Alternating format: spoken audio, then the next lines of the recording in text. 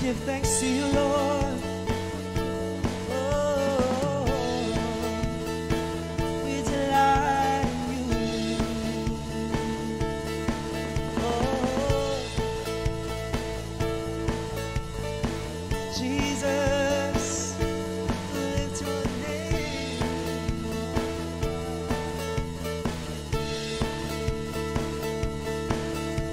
Give thanks to the Lord, our God and King. His love endures forever. For He is good, He is above all things. His love endures forever. Sing praise, sing praise.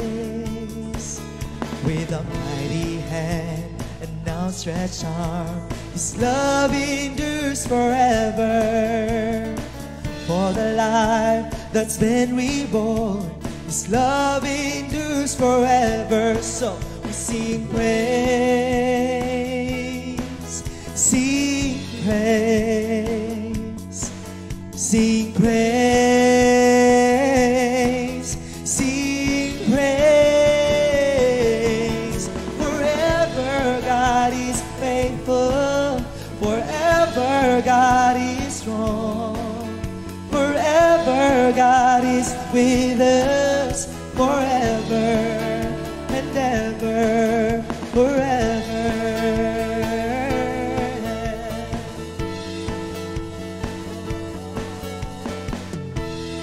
We give thanks to you from the rising to the setting of the sun. From the rising to the setting sun, His love endures forever. And by the grace of God we will carry on. His love endures forever. Sing praise, sing praise, sing praise, sing praise. Forever God is faithful, forever God is strong, forever God is with us, forever and ever. Forever God is faithful, forever God is strong, and forever God is with us, forever and ever, forever.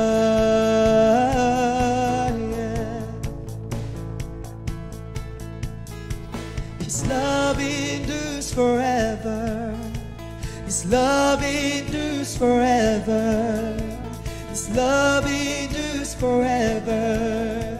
His love endures forever. We declare His love endures forever. Yes, His love endures forever. Oh, His love endures forever.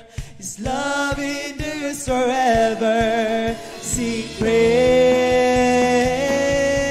sing praise, sing praise, sing praise. Forever you are faithful, forever you are strong, forever you are with us, forever and ever. Forever you are faithful, forever you are strong, forever you are with us, forever and ever. Forever you are faithful, forever you are strong, forever you are with us, forever and ever, forever.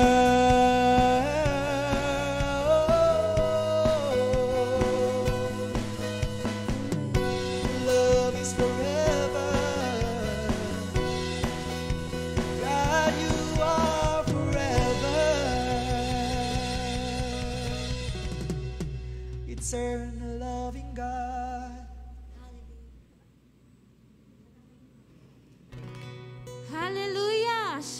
name, our brothers and sisters in Christ, we rejoice every day because we have hope in Christ through His grace. In Him we have redemption through His blood, the forgiveness of sins in accordance with the riches of His grace.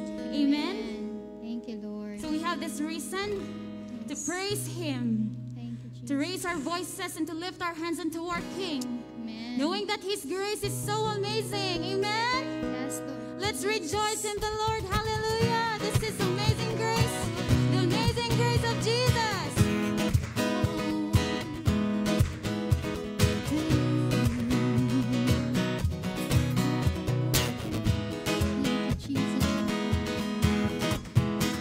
Who breaks the power of sin and darkness, whose love is mighty and so much stronger, the King of glory, the King above all kings, who shakes the whole earth with holy thunder and leaves us breathless in awe and wonder, the King of glory, the King above all kings. So this is amazing grace. This is amazing grace. This is unfailing love, that you would take my place, that you would bear my cross. You lay down your life, that I would be set free. Oh, Jesus, I sing for all that you've done for me.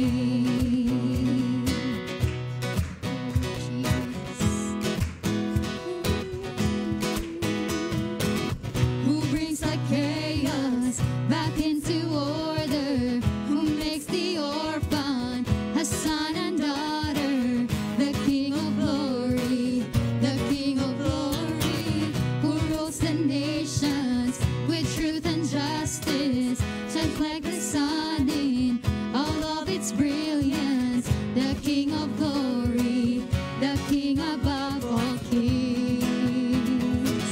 This is amazing grace. This is unfailing love, that you would take my place, that you would bear my cross. You lay down your life, that I would be set free. Oh, Jesus, I sing for all that you've done for me.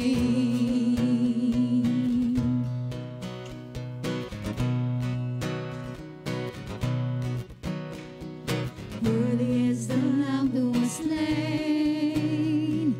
Worthy is the King who conquered the grave. Worthy is the Lamb who was slain. Worthy is the King who conquered the grave. Worthy is the Lamb who was slain. Worthy is the King who conquered the grave. Worthy is the Lamb who was slain. Worthy, worthy, worthy. Oh, this is amazing grace. This is unfailing love, that you would take my place, that you would bear my cross. You lay down your life, that I would be set free. Oh, Jesus, I sing for this is amazing grace. This is unfailing love, that you would take my place, that you would bear my cross. You lay down your life, that I would be set free. Oh, Jesus, I sing for all that you've done for me. Oh, let's give God a hand of praise. Amen. Thank you, Jesus. Thank you, Jesus. Oh, Lord, so good. Thank you, Jesus. He is our stronghold in times of trouble. And so we declare, oh God, Lord, you are good. Let's sing. Our God is so good.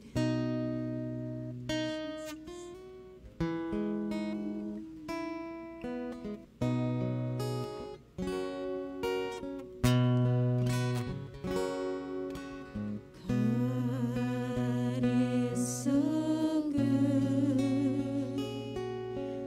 God is so good. God is so good. He's so good to me. He is so good to me. He's so good to me.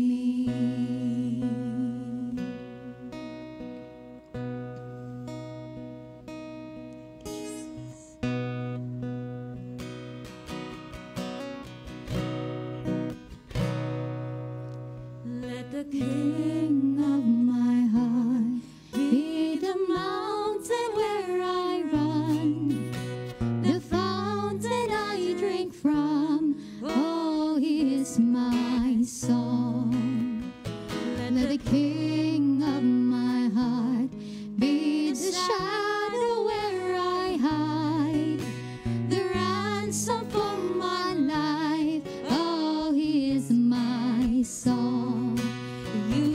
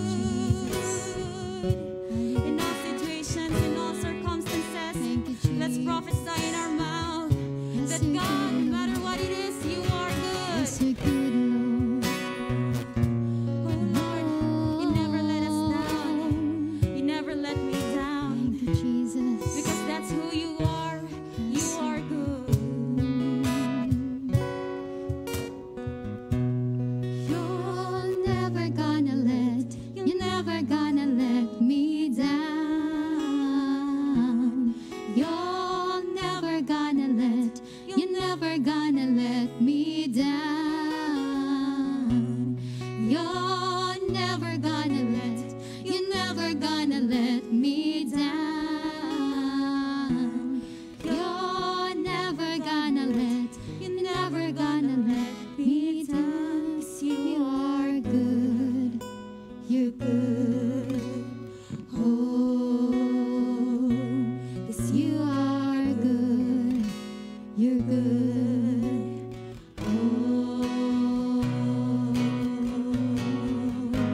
Oh, yes, you are. You are good, Jesus. Thank you, Lord. Thank you, Lord, for giving us a promise that you will be with us, oh God, every day. Thank you for your goodness, and thank you, Lord, for your faithfulness. Thank you for your amazing grace. And we couldn't ask for more, oh God, Thank you, Jesus. because your love, your mercy, your favor, and your grace every day is more than enough. Thank you, Jesus. We submit ourselves unto you, Abba. We cast all our cares unto you, Lord. We will not worry. We will not be afraid, because you are good. Amen. Thank This we ask and pray in Jesus' name. you, Jesus' Amen. name.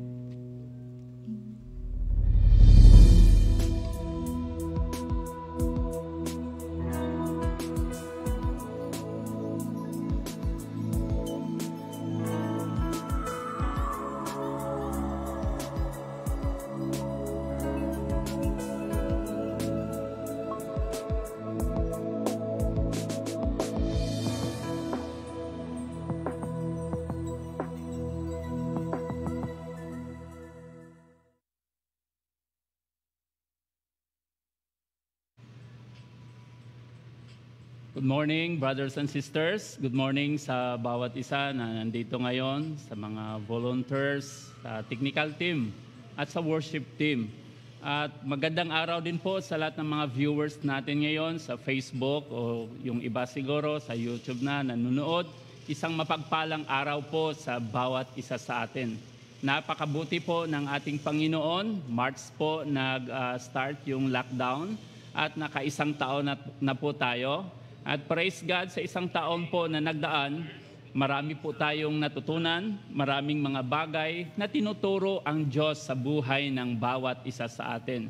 Hindi man siguro pabor sa atin yung mga circumstances na nangyayari, but as believers in Christ, we believe that all things is work together for good for those who love God and He's called according to His purpose. Amen? Okay, so bago po tayo magpatuloy, tayo po muna ay lumapit sa Panginoon at tayo patuloy na manalangin. Our gracious and heavenly Father, we thank you so much, O God, for this wonderful day. Thank you so much, O Lord God, for your goodness and faithfulness. Salamat, Panginoon, sa patuloy na biyaya mo na napakasagana sa buhay ng bawat isa. Marami pong salamat, Panginoon, sa iyong katapatan, sa panibagong kalakasan, panibagong pribilehiyo na ipinagkalob mo sa bawat isa sa amin upang kami ay malayang makapagpuri, makapagsamba at makapakinig sa iyong salita. Maraming salamat, Panginoon, sapagkat lagi mo kaming iniingatan, maging sa kabila, Panginoon, na kami nagkulang sa iyo. Lord, kahit kailan, hindi ka nagkukulang sa bawat isa sa amin. Lord, sa amin pong pagpatuloy, dalangin po namin na patuloy mo po kaming pangunahan. Buksan mo ang aming puso, ang aming kaisipan, upang ang iyong salita, Panginoon, na amin pong mapakinggan ay patuloy, Diyos, na magbigay kaliwanagan sa puso't kaisipan ng bawat isa sa amin. Pagpalain mo ang bawat isa na andito, pagpalain mo lahat ng mga viewers and listeners po namin, Panginoon. At banal na Espiritu Santo, we acknowledge that you are our teacher and our guide. So guide us and teach us, O Lord, in Jesus' mighty name. Amen and amen. Bago po tayo magpatuloy, mayroon po akong importanteng announcement, no, sa bawat isa sa atin. Ito po ay galing sa ating national. Isa sa malaking issue po ngayon ay yung patungkol sa vaccine. At marami pong katanungan na tinatanong ng karamihan bilang mananampalataya ba, tayo ba ay dapat magpa-vaccine or hindi? Nagkakasala ba tayo kapag tayo nagpa-vaccine or hindi?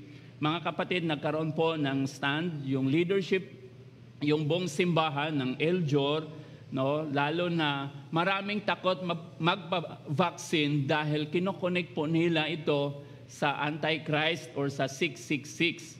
Pero very clear po yan sa Bible. Iba po yung sinasabi sa Biblia patungkol po sa 666. Ang vaccine na ginagawa ngayon ng ating gobyerno ay hindi po compulsory para sa lahat. At the same time, hindi po requirement na kapag nag-vaccine ka, kailangan i-deny mo ang iyong pananampalataya. So wala pong ganun. At walang pugutan ng ulo kapag ikaw ay hindi nagpa-vaccine. Salungat po or iba po doon sa sinasabi sa Book of Revelation sa mga mangyayari sa mga tao na ayaw magpatatak. Kaya po ang leadership ay ini-encourage po ang bawat isa sa atin na anuman ang magiging desisyon ng bawat isa ay irespeto po natin. No, dinidiscourage po natin yung mga members, yung ating mga viewers na mag-forward ng mga messages na nakakatakot, mga negatibong messages, no? Iwasan po natin yan, lalong-lalo na kung minsan hindi po natin alam yung source o hindi na validate kung yung mga information ba na yan ay talagang totoo or hindi. So, irespeto po natin yung mga taong mag-vaccine, no? At the same time, yung mga nagpa-vaccine naman, irespeto din po natin yung iba na medyo takot pa, either health reason or anuman ang rason mo, depende sa paniwala mo. Ang importante, magrespetuhan po tayo sa bawat isa, mga kapatid. Amen? So sa atin po dito, sa amin po dito sa Valencia, yung mga frontliners po namin nakasama sa simbahan ay nagpa-vaccine na po, no? At wala naman kaming nakikitang negative effects sa kanila. Ang dalangin po natin, mga kapatid, na ito ay magresulta ng kabutihan sa bawat Pilipino. O itong vaccine na to ay makatulong para mapaglabanan po natin itong virus na to. Okay, so tayo po ay dadako sa mensahe ng Panginoon. Last Sunday, ang topic na pinag-usapan po natin is examine your salvation. Examine your salvation. So napakahalaga, ang pinaka-purpose ng topic na to ay hindi para tayo ay mag-doubt patungkol sa ating kaligtasan. Yung focus ng topic na pinag-usapan natin nung nakaraang linggo is are you saved or self-deceived? No, ligtas ka ba or nadaya lang or self-deceived ka? Yung taong naniniwala na ligtas pero in the end of the day, hindi pala. Yung mga tao, katulad ng binanggit in the Book of Revelation, na marami pagdating ng time, sasabihin nila sa Panginoon, Lord, we prophesied in your name. We cast out demons. No? Gumawa po kami ng mga himala. Pero ang sasabihin ng Diyos ay hindi ko kayo kilala, mapaggawa ng masama. At ang katotohanan niyan, sabi sa salita ng Diyos, is marami pagdating ng time. Mga kapatid, uulitin ko, hindi ko to tinatanong sa bawat isa kung ligtas ba talaga tayo or hindi, or na-deceive lang tayo. Hindi para magduda tayo sa ating kaligtasan, pero napakahalaga na suriin po natin. Dahil ang nais ng Diyos na hindi po tayo mapabilang doon sa mga tao na inakala nila na sila ay naligtas dahil gumagawa naman sila ng himala. No, nangangaral sila sa salita ng Diyos. Kahit sa time ni Apostle Paul, marami pong mga nangangaral na ang motibo ay iba. Pero para kay Apostle Paul, ano man ang kanilang motibo sa pangangaral, ang mahalaga ay maipangaral ang ating Panginoong Hesus, ang salita ng ating Panginoon. So, ulitin ko, hindi para mag-doubt po tayo sa ating kaligtasan, kundi napakahalaga na masuri po natin para hindi po tayo mapabilang doon sa mga tao na inakalang ligtas pero ang totoo pala ay hindi. This morning, ang topic natin is about justification. Justification. Ang passage natin is in the book of Romans, chapter 5, from verse 1 Romans 5, verse 1 up to 5. Therefore, since we had been justified by faith, we have peace with God through our Lord Jesus Christ. Through Him, we have also obtained access by faith into this grace in which we stand, and we rejoice in hope of the glory of God. More than that, we rejoice in our sufferings, knowing that suffering produces endurance, and endurance produces character, and character produces hope. And hope does not put us to shame, because God's love has been poured into our hearts through the Holy Spirit who has been given to us. Pagpalain po ng Diyos ang mensahe na ating binasa ngayon, ang kanyang salita. So the scope of our series is about justification. Itong topic po natin ay series po to, hindi po natin to matatapos ngayon. God willing, mga 3 or 4 Sundays bago po natin matapos tong series na to. So the scope of our series about justification, number 1 is the meaning of justification. Ano ba ang ibig sabihin ng justification? Iba po yung Tagalog natin, yung understanding natin pag sinabi natin justification, iba po yung understanding natin sa Tagalog o pag i-translate natin. Pero iba po yung meaning ng justification pagdating sa salita ng ating Panginoon. So ano ba ang kahulugan nito? Napaka-importante na maintindihan po ng bawat isa sa atin kung ano ang kahulugan ng salitang justification. And number 2 is the basis of our justification. The basis of our justification. Ano bang basihan po natin?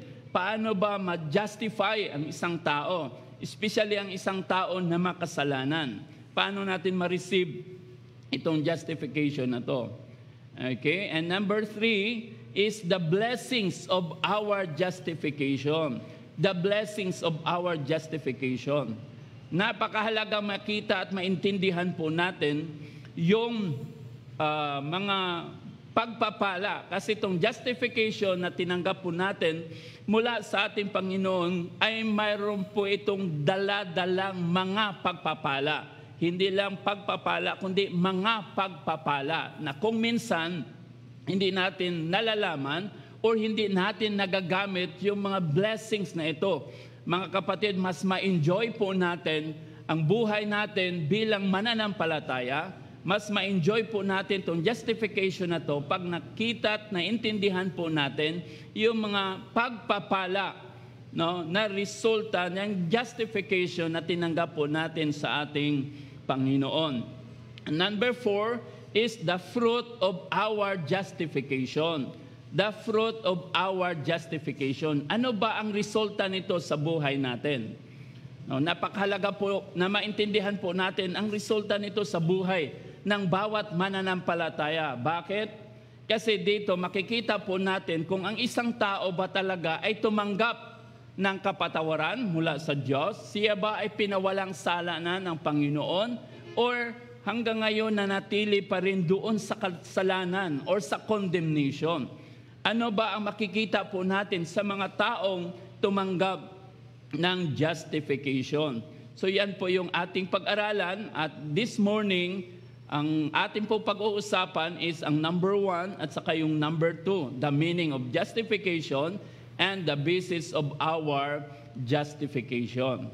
So ano ba ang meaning ng justification? Mayroon pa akong napakagandang nakitang definition ng justification. Sabi niya, it is the act of God. Of course, and justification is an act of God. It is the act of God, the just judge. No? Hindi lang God, but He is a just God. Ibig sabihin ng just, patas ang Diyos. Walang kinikilingan. Walang kinikilingan ang ating Panginoon. He is a just God, whereby He acquits the guilty sinners of all charges. Paano nangyari yon? That He is a just God, tapos gi-acquit niya, pinawalang sala ang mga guilty, ang makasalanan, sa lahat ng mga accusation, sa lahat ng mga charges against us. No? Just imagine, just ka, pero pinawalang sala mo ang makasalanan. Mamaya makita po natin yan in detail. He acquits the guilty sinners of all charges and declares him absolutely righteous in Christ. Aba, hindi ka lang inacquit sa mga accusation against you, sa mga charges against you, but you are declared absolutely righteous. Righteous in Christ, meaning our righteousness is in Christ. Apart from Christ, we have no righteousness. Kahit anong pagsisikap ang gawin ng tao, hindi niya ma-attain yung righteousness. Sapagkat itong righteousness na to, ay makikita lang natin, matanggap lamang natin mula sa ating Panginoong Hesus. Wala po tayong sariling katwiran, but the righteousness that we have is the righteousness of Jesus. Okay? Absolutely righteous in Christ, based on the finished work of the Lord Jesus on the cross and empty tomb through the believer's faith in Him. Based on the finished work of the Lord Jesus on the cross and empty tomb through the believer's faith in Him. Ano ba ang kaugnayan nitong empty tomb? Hindi lang natatapos doon sa cross. Kasi ang empty tomb or yung libingan ng ating Panginoong Hesus na walang laman, nagpapakita na ang ating Panginoong Hesus ay muling nabuhay. Kaya nga sabi doon sa book of 1 Corinthians chapter 15, kung ang ating Panginoong Hesus ay hindi nag-resurrect, tayo ngayon ay nanatili pa rin sa ating kasalanan. Walang kwenta yung ating pananampalataya kung ang ating Panginoong Hesus ay hindi muling nabuhay. No? Okay? Kaya yun po ang connection. No? So it is the act of God, the just judge, whereby He acquits the guilty sinners of all charges and declares him absolutely righteous in Christ, based on the finished work of the Lord Jesus on the cross and empty tomb through the believer's faith in Him. So yun po ang meaning ng justification. Mayroon pong nag-define ng justification. Sabi niya, justification is as without sin. Nung ikaw ay diniklara ng Diyos, righteous, para bang hindi ka nagkasala. Pero hindi ibig sabihin na hindi ka nagkasala. Ito ang pagkakaiba sa korte ng Diyos at sa korte ng mundo. Kapag ikaw ay diniklara ng korte ng mundo na not guilty, ibig sabihin, kaya ginawa yun ng judge dahil hindi mo nagawa yung krimen. No? Kasi kung guilty siya at i-declare mo na not guilty, magko-contradict yun. Hindi mo pwedeng i-deklara ang isang tao na nag-commit ng kasalanan na not guilty kung siya ay guilty. No? Pero sa korte ng Diyos, ang isang makasalanan, diniklara ng Diyos na not guilty. Mamaya, maintindihan natin bakit. Although we are all guilty, but we are justified. Pinawalang sala. Siguro nung time na si Barabbas, malapit na pala ang Holy Week, no? Nung si Barabbas ay pinakawalan, pinili ng mga Hudyo. Pag nakita natin yung kwento, para tayong nalulungkot. Bakit? Mas karapat dapat si Barabbas na nakakulong. Mas karapat dapat si Barabbas na i-crucify dahil isa siyang kriminal. Pero ang ating Panginoong Hesus, hindi siya deserving na ikulong, hindi siya deserving para i-crucify. Pero mga kapatid, si Barabbas is a picture ng bawat isa sa atin na dahil tinanggap ng ating Panginoong Hesus yung punishment, yung crucifixion, tayo ay na-set free. So the basis of our justification, bago po natin pag-usapan yung basis po natin ng justification, mayroon po akong napakagandang nabasa at ako po'y nag-a-agree dito. Sabi niya is the source of justification is determined by God.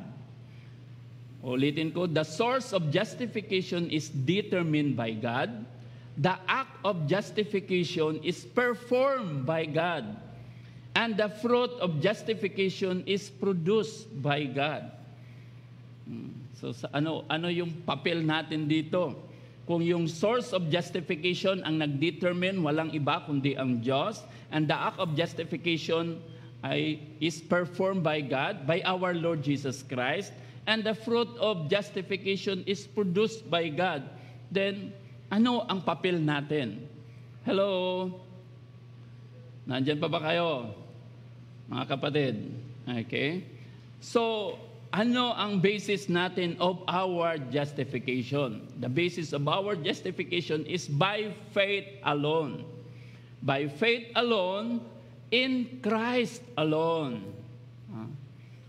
In Christ alone, di ba? Mayroon tayong kanta na patungkol sa ating Panginoong Hesus. So, by faith alone and in Christ alone. So, isa-isahin po natin to. Letter A is by faith alone. Ano yung part natin bilang mananampalataya? Kung yung source ng ating justification is determined by God, and the act of justification is performed by God, and the fruit of justification is produced by God, then ano yung part po natin bilang isang Kristiyano o bilang isang tao? So, letter A is by faith alone. Romans chapter 5 verse 1, therefore, since we had been justified by faith, we had been justified by faith. So, ang part po natin, mga kapatid, katulad sa kaligtasan, ang part po natin is to believe, is by faith, manampalataya, sumampalataya sa ating Panginoon.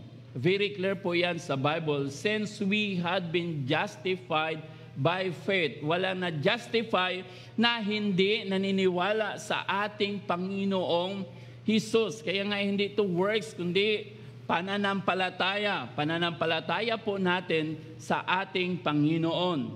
In the book of Galatians, chapter 2, verse 16, sabi dito, yet we know that a person is not justified by works of the law, okay, by works of the law, but through faith in Jesus Christ.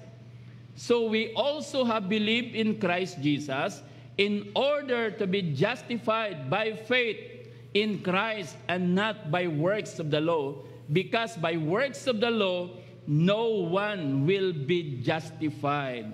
No one will be justified. Isang verse, mga kapatid, itong verse 16, isang bersikulo lang, pero 3 beses binanggit dito yung works of the law. First, not justified by the works of the law. Second, binanggit dito, not by the works of the law. And third, by works of the law, no one will be justified. No one will be justified. So, binigyan ng emphasis ni Apostle Paul, no, kung gaano kahalaga itong justification, at itong justification na to ay hindi ito resulta ng pagsunod ng tao sa kautusan, hindi ito performance ng tao, no? Dahil sinasabi dito, walang sino man ang na-justify dahil sa kanyang pagsunod sa kautusan. Sabi nga sa Galatians chapter 3 verse 10, for all who rely on works of the law are under a curse.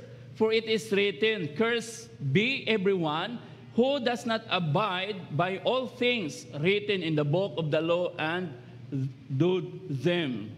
For all who rely on works of the law. Ang sino mang nagtitiwala sa kanyang pagsunod sa kautusan or works of the law is under curse. Bakit yung tao na dependent sa kautusan is under curse?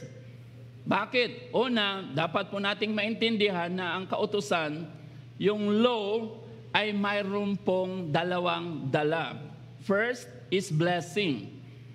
Pag binasa po natin yung Deuteronomy chapter 28, una pong binanggit dyan ay ang blessing. Pero ano ang condition para ma-experience ng tao yung lahat ng mga pagpapalang ito?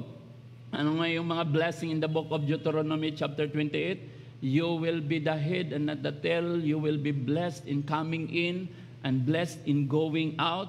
No? Napakaraming blessing ang binanggit doon sa Deuteronomy chapter 28. Pero ano ang condition nun? Ang condition nun, dapat magiging obedient ka, no? Masunod mo ang kautusan ng Diyos. Okay? Pero hindi lang blessing ang dala ng law. Bakit? The same chapter ng Deuteronomy chapter 28, binanggit din po doon ano ang magiging consequence, ano yung mga curses na matanggap ng isang tao kapag siya ay nag-disobey sa kautusan. In fact, pag binasa natin yung buong chapter ng Deuteronomy chapter 28, makikita natin na napakakaunti lang ng mga verses patungkol sa blessings. Mas mahaba at mas maraming mga verses ang nagpapahayag patungkol po sa mga curses na binanggit doon. Ibig sabihin talagang kailangan ang tao takutin para sumunod. No?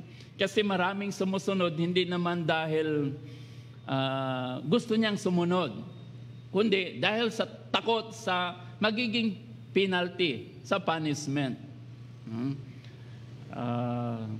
Marami sa mga riders, motorista na hindi nagsusuot ng helmet.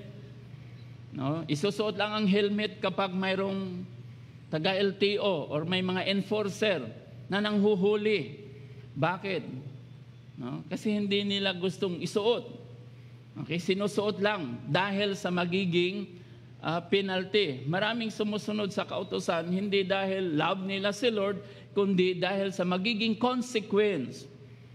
Okay? So yun po, kaya ang sinasabi sa Bible, those who rely on works of the law are under curse. Bakit under curse? Ulitin ko, first, yung kautusan, mayroong dalawang dala. Una, blessing, kapag nasunod mo. At curse naman, kapag ikaw ay nagiging masuwayin. And then, for it is written, cursed be everyone who does not abide by all things written in the book of the law and do them. Cursed be everyone who does not abide by all things written in the book of the law and do them. Bakit ma-under curse ang taong nakarely sa works of the law? Bakit? Kasi dapat, no, ang sino mang nakarely dito, required to do everything written in it. To do everything written in the book of the law. Kailangan hindi 99% ang pagsunod natin, kundi 100% yung ating pagsunod. Ang tanong, mayroon bang makasunod niyan? 100%. Hello?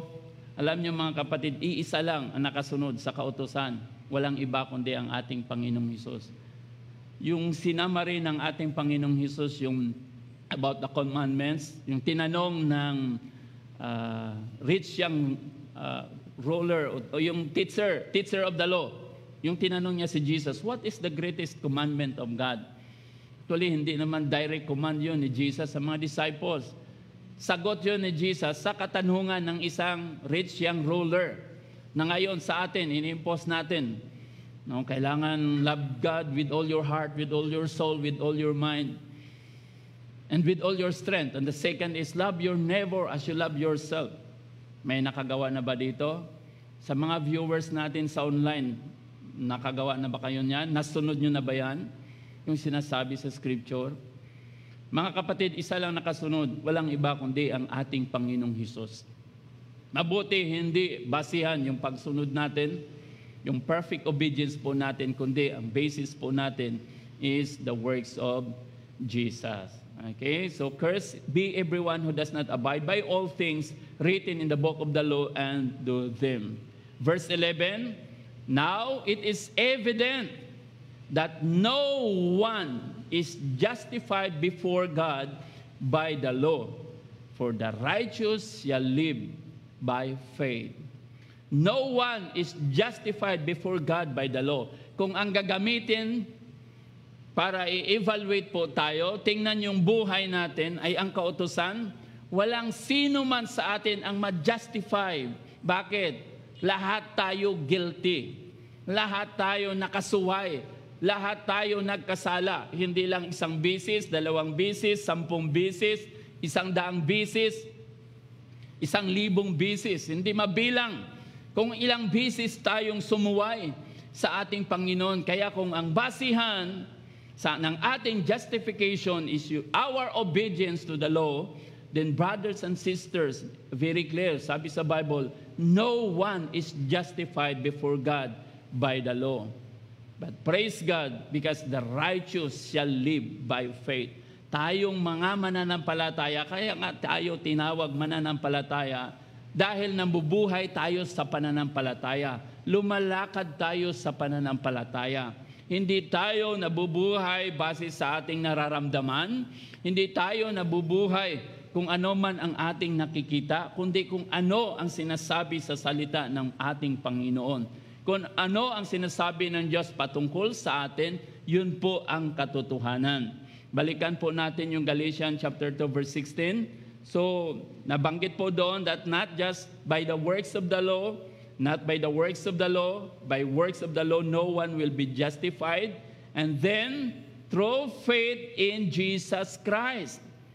3 bisis din nabanggit dito, through faith in Jesus Christ, believe in Christ Jesus, the same verse, and justified by faith in Christ.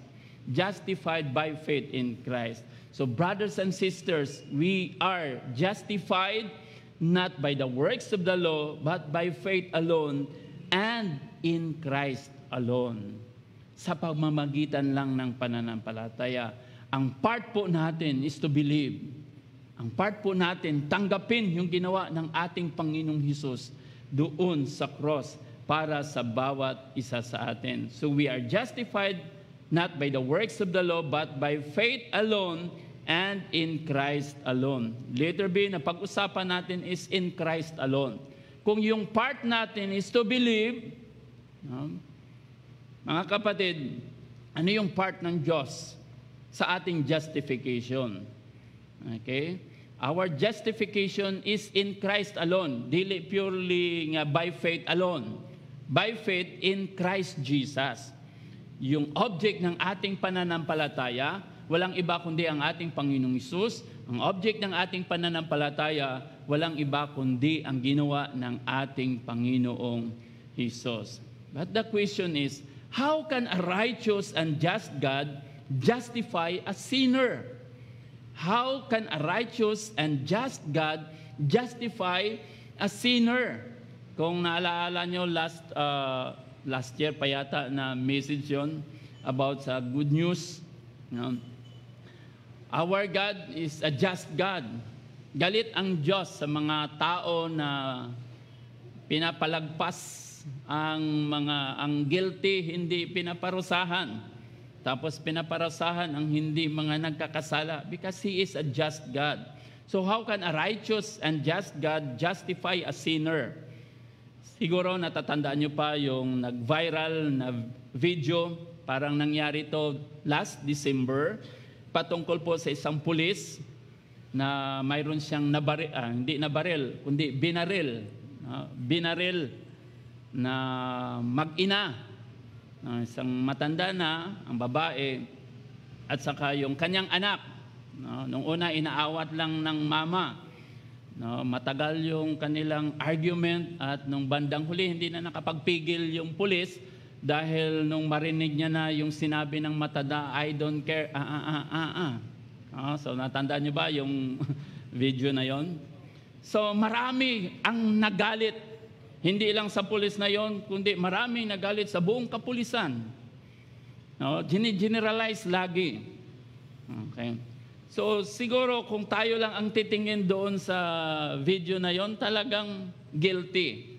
Ang tanong ko, halimbawa yung judge na hawak sa kaso ng pulis na to, ay maabswelto, iabswelto niya. Sasabihin niya, not guilty. Yung pulis na yun na nakikita doon sa video, ano kaya ang mararamdaman ng mga netizens, ng mga Pilipino? Ano kaya ang mararamdaman ng pamilya, yung mga taong saksi mismo doon sa pagpatay? Yung matanda, hindi lang isang bisis binaril, kundi 2 bisis binaril. 2 bisis siya binaril. Okay? So kung ang judge, i-absuelto niya itong kaso na to, pwede nating sabihin, nasaan na ang hustisya? Nabayaran siguro ang judge, or dahil pulis, malakas sa gobyerno, malakas sa justice. Okay? Pero mga kapatid, how can a righteous and just God justify a sinner? Tayo, kung i-apply natin yung katulad niyan, mayroon bang ma-absuelto sa atin? Romans chapter 3, verse 23, For all have sinned and fall short of the glory of God. Ito yung katotohanan. All have sinned and fall short of the glory of God. But in verse 24, kasi ang lagi natin kabisado, Romans 3:23, Romans 6:23, Romans 3 verse 10, no? No one is righteous, not even one. For all have sinned and fall short of the glory of God. Tapos Romans 6:23, but the wages of sin is death, but the gift of God is eternal life in Christ Jesus. Pero sa verse 24, sabi dito, although we are all guilty, all have sinned and fall short of the glory of God, and are justified by His grace as a gift through the redemption that is in Christ Jesus. Although lahat nagkasala, although lahat guilty, wala nakapasa sa standard ng Diyos, kahit isa, wala.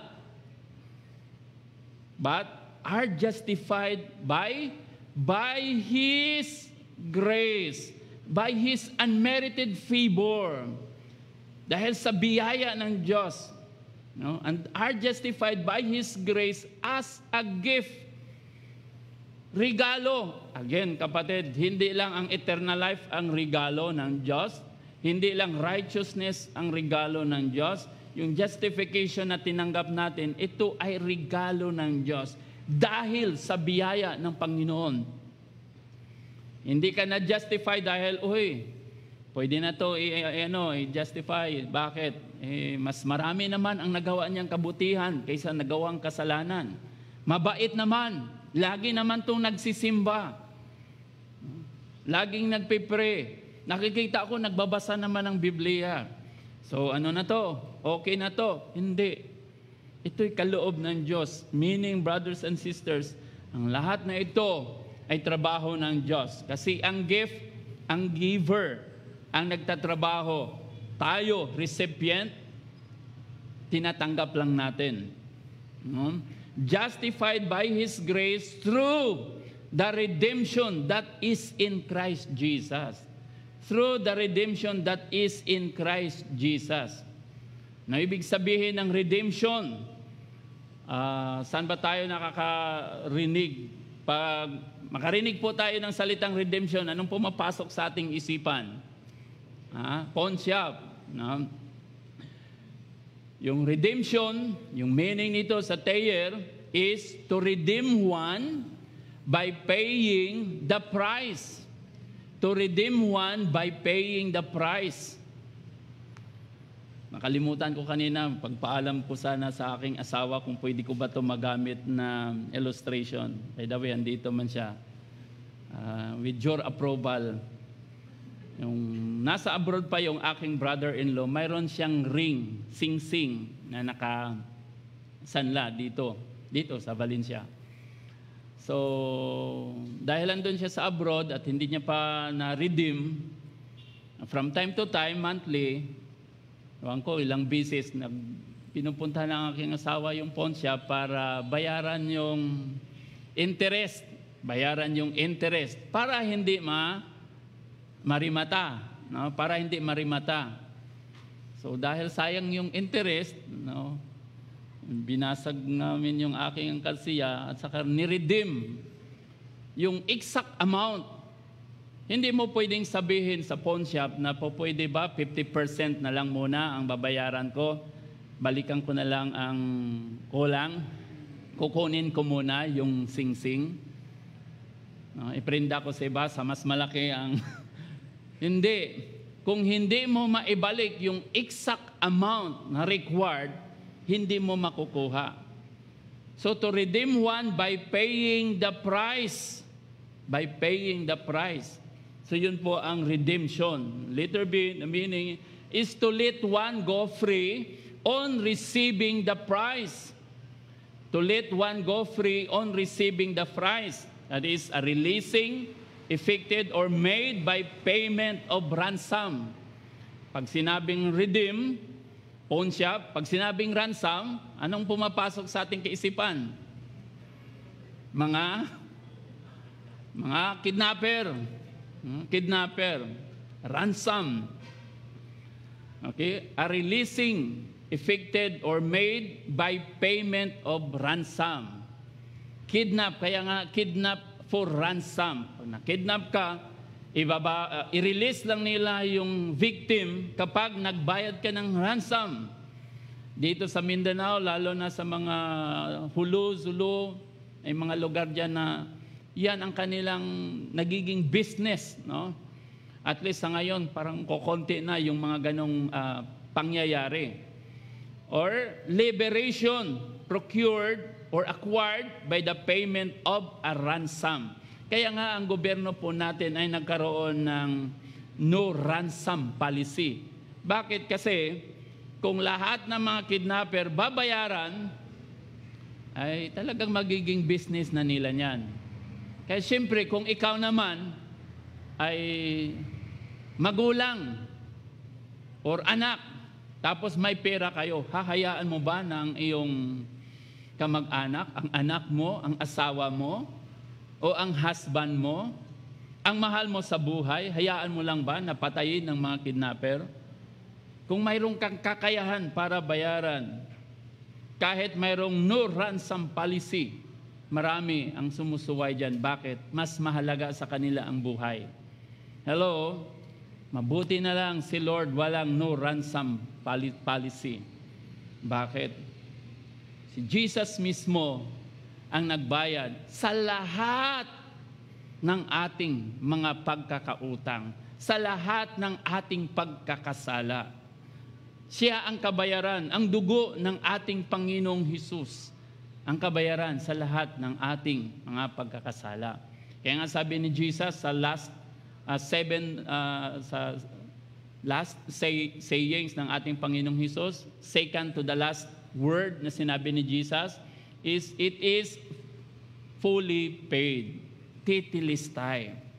Fully paid, binayaran ng Panginoon yung ating mga kasalanan doon sa cross sa Kalbaryo.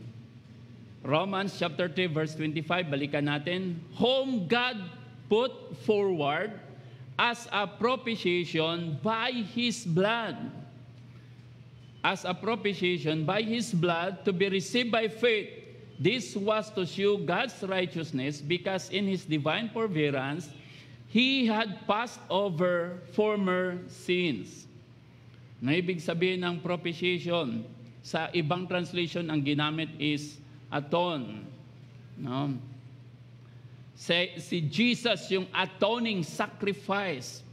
Ibig sabihin yan, yung propitiation or hilasterios is relating to appeasing or peacemaking or expiating or having, placating or expiating force. So yung blood ni Jesus, ito yung pang-appease sa Diyos. Di ba ang Diyos ay galit sa kasalanan? Hindi po pwedeng i-overlook lang ng Diyos ang kasalanan. Hindi pwede ang kasalanan ay walang kaparusahan. Magiging unjust ang Diyos kung ang kasalanan ay walang kaparusahan. He does not leave the guilty unpunished. Sabi sa book of Exodus. Ibig sabihin, pag nagkasala, mayroon talagang kabayaran. Kaya nga, in the Old Testament, instead na yung tao yung tatanggap ng punishment, yung mga hayop, yun yung pang-atone, yun yung pang-offer na sacrifice para sa mga guilty. Ito yung pang-alis sa puot, sa galit, no? Sa holy wrath ng Diyos. Kasi ang Diyos kapag galit, kahit galit ang Diyos, He is a holy God. Kaya tawag diyan holy wrath. Hindi katulad natin pagalit, nawawala yung pagiging no, nakakalimutan natin ay Kristiyano pala ako, ay pastor pala ako. Nakakalimutan ko, asawa pala ako ng pastor. Musician pala ako. Born again pala ako. Nakakalimutan natin. Pero si Lord, kahit nagagalit, remain holy, He remain righteous. No? So ito po yung tanggal doon sa galit ng Panginoon. Kaya nga may mga sin offering, peace offering. Ay sa mga mag-asawa ko minsan, pag hindi, pag inaaway, pag hindi pag may problema, para maalis yung galit ni Mrs., maalis yung galit ni Mr., maalis yung galit ni Mama, ni Papa, mayroong peace offering.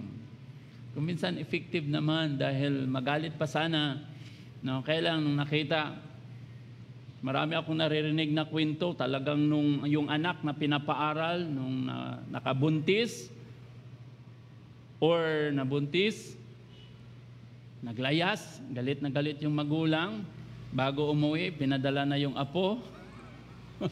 No? Pinadala yung apo, lalo na pag first apo, no? Pinadala sa bahay.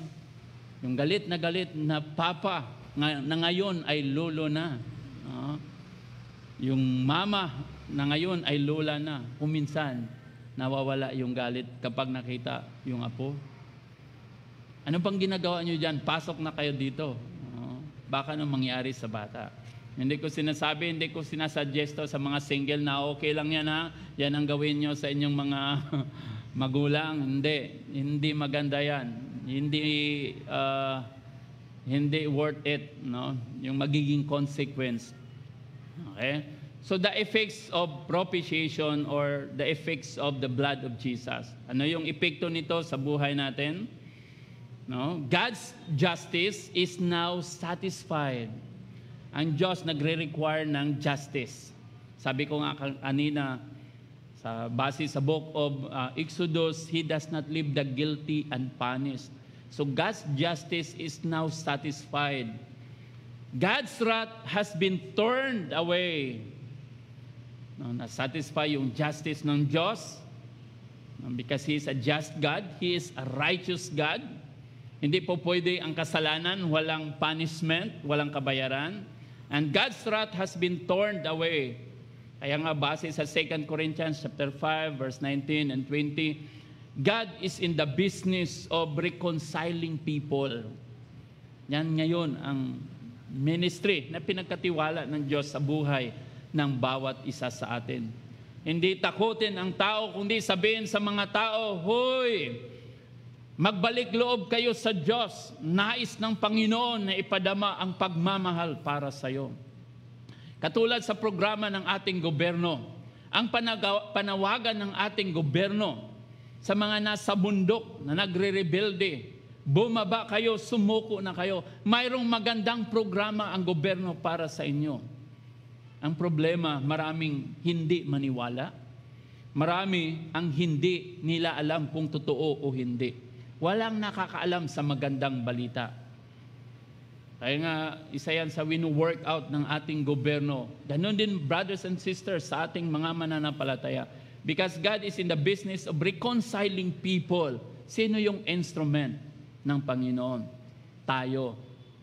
Isang magandang nangyari itong lockdown, kahit nasa malayo, pwede mong mashiran. Amen. Maraming salamat pala sa mga sharer, sa mga nag-share lagi ng ating online fellowship, no? Sa kanilang mga kakilala. Kanina po may nag-message sa akin, sabi niya, Pastor, i-send mo ulit sa akin yung link para ma-share ko din sa mga So, praise God na kahit hindi mo binubuka ang iyong bibig, nagiging instrument ka para ma-share sa buong mundo, sa mga kakilala natin, yung magandang balita, yung ebanghelyo. Because God is in the business of reconciling people. And God's mercy is freely available to anyone who desires it. God's mercy is freely available to anyone who desires it. Kaya nga mga kapatid, super blessed po tayo because we are living under the new covenant. No, dahil sa ginawa ng ating Panginoong Hesus, no, super available yung mercy ng God, yung grace ng God para sa bawat isa sa atin. Kaya nga kailangan lang po natin ay mayroon po tayong boldness sa paglapit sa Panginoon. No? Para ma-experiensyan lalo ang biyaya ng ating Diyos. Balikan natin yung Romans 3:25, whom God put forward as a propitiation by His blood to be received by faith. This was to show God's righteousness. So yung blood ni Jesus na pang-aton sa ating mga kasalanan is to show God's righteousness because in His divine forbearance or His patience or His mercy, no? He had passed over former sins. Kung dati, pinapalagpas lang ng Diyos. No? Pass over former sins. Pero dumating yung time, kailangan ng hatulan ng Diyos ang kasalanan. Hindi po pwedeng i-overlook lang ng Diyos ang kasalanan. Kaya ang ginawa ng Diyos in the person of our Lord Jesus Christ, ang ating kasalanan, kailangan ng bayaran. Ang ating mga kasalanan, binayaran ng ating Panginoong Hesus. Kaya in verse 26, it was to show His righteousness or His justice. Kasi kapatid, hindi po pwedeng ideklara ka ng Diyos not guilty without the death of His Son Jesus. Hindi ka pwedeng ipawalang sala ng Diyos o ang sino man na walang kabayaran ang kasalanan. Bawat kasalanan ng tao mayroong kabayaran. For the wages of sin is death. Pero yung death ni Jesus, nabayaran yung lahat ng ating mga kasalanan. So it was to show His righteousness at the present time so that He might be just. He might be just and the justifier of the one who has faith in Jesus. The just and the justifier. Kaya pag i-justify ka ng ating Diyos, kapatid, hindi siya magiging unjust. Bakit? Uy, bayad yan yung kasalanan niya. Hindi pwedeng magwelga si Satan. Bakit kami hindi? Bakit kami parurusahan? Bakit itong tao na to? No? I-absuelto mo. Sasabihin ng Diyos, binayaran niya ng dugo ng aking anak. Hello? Nandyan pa ba kayo? Brothers and sisters, ganun po kaimportante yung dugo ng ating Panginoong Hesus. Kaya ang isang makasalanan na pinatawad ng Diyos, gideclare ng ating Panginoon na righteous in Christ, kapatid, hindi nagiging unjust ang Panginoon. Bakit? Dahil sa ginawa ng Diyos, ng ating Panginoong Hesus, tayo ay na-justify. So that He might be just and the justifier of the one, not all, but of the one who has faith in Jesus. Who has faith in Jesus. Hindi who has faith in God. Bakit? Halos lahat mayroong pananampalataya sa Diyos. No?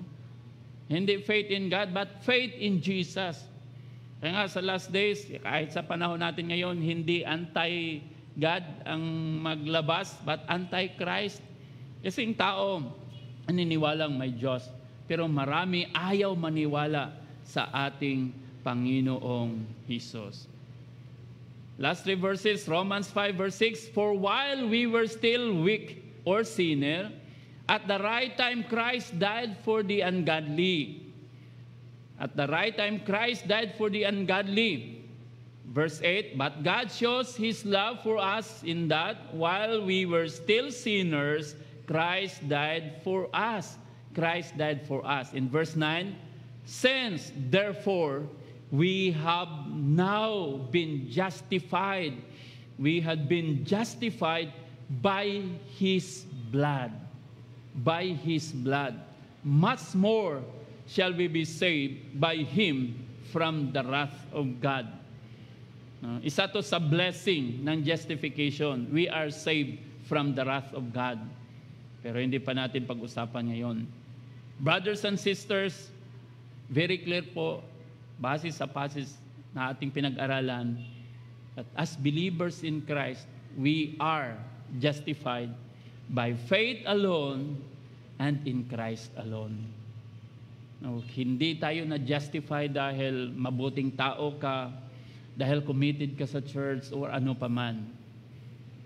Isa lang, na-justify tayo dahil naniniwala po tayo sa ating Panginoong Hesus at dahil lang sa ginawa ng ating Panginoong Hesus, tayo ay napawalang sala. Tayo pong lahat ay yumuko at manalangin sa Panginoon.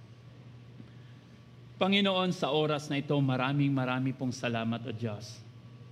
Sapagkat sa pamagitan ng pananampalataya, tinanggap po namin ang kapatawaran, tinanggap po namin ang justification. And we are also declared righteous in Christ Jesus. Although lahat kami guilty, lahat kami makasalanan, lahat kami nakasuway, Panginoon, sa iyong kalooban, sa iyong salita.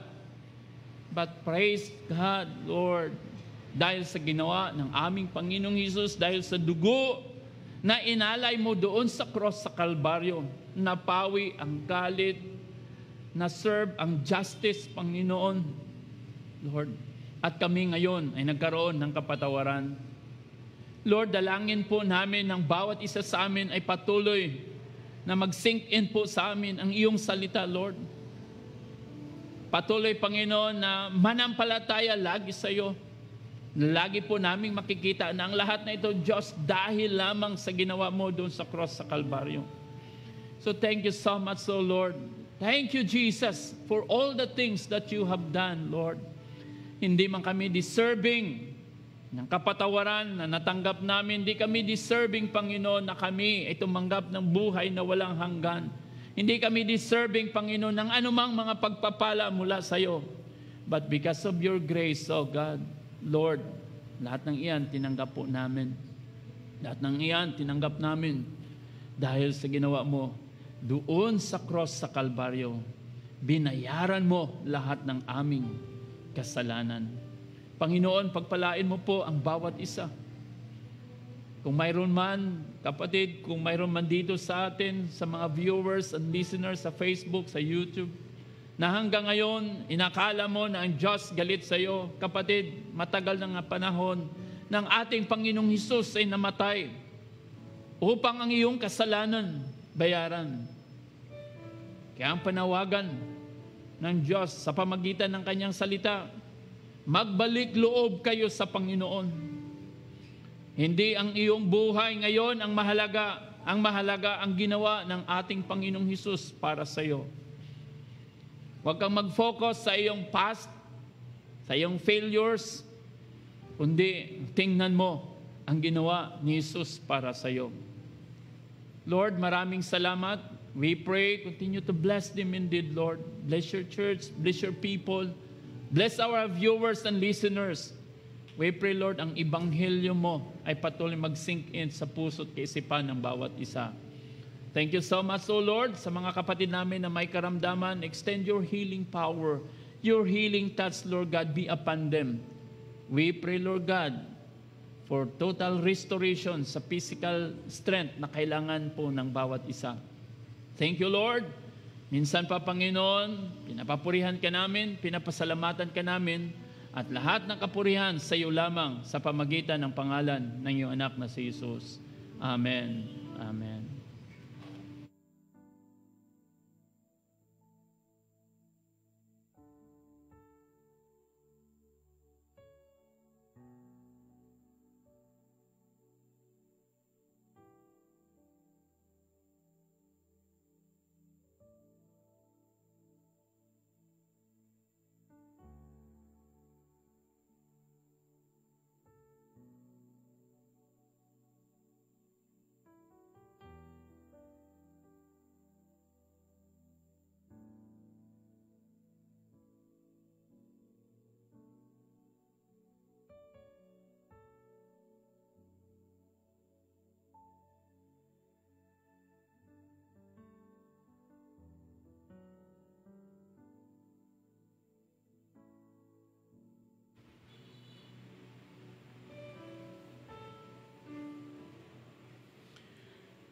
Thank you so much. And thank you so much, Pastor Mary. The message is clear, and I believe God has blessed us with this wonderful message this morning. Justification in Christ, by faith alone and in Christ alone. Not by our works, but by the finished work of our Lord Jesus at the cross of Calvary. Not by our obedience of the law, but by the obedience of our Lord Jesus to the will of the Father, to die at the cross for the forgiveness of all our sins and for those who believe in Christ. For those who had put their trust in the Lord Jesus. Our sentence, forgiven, not guilty. Hallelujah. Amen. Praise the name of the Lord. Thank you so much for joining us today. May you have been blessed by this wonderful message of God through our Pastor Mary. And please continue supporting our online services. Please share and like our Facebook page and our YouTube channel, Eljor Valencia City. We also want to invite you to join us in our online prayer devotional every Wednesday at 8 in the evening. Amen. Praise the Lord. We love to partner with you in prayers. And for our benediction, may I request everyone to please rise, and for those in their respective homes to just stand at your feet and raise our hand, lift our hands to the Lord as we release this benediction from God. May the Lord bless you and keep you. May His glory shine upon you and be gracious unto you. May the Lord bless the works of your hands and your coming in and going out. And may He bless you with His protection, provision, and His shalom peace, today and forever. In Jesus' name. And everybody says, amen and amen. See you next Sunday, same time and same place. Shalom. All of my life, in every season, you are still God. I have a reason to sing. I have a reason to worship. All of my life, in every season, you are still God. I have a reason to sing.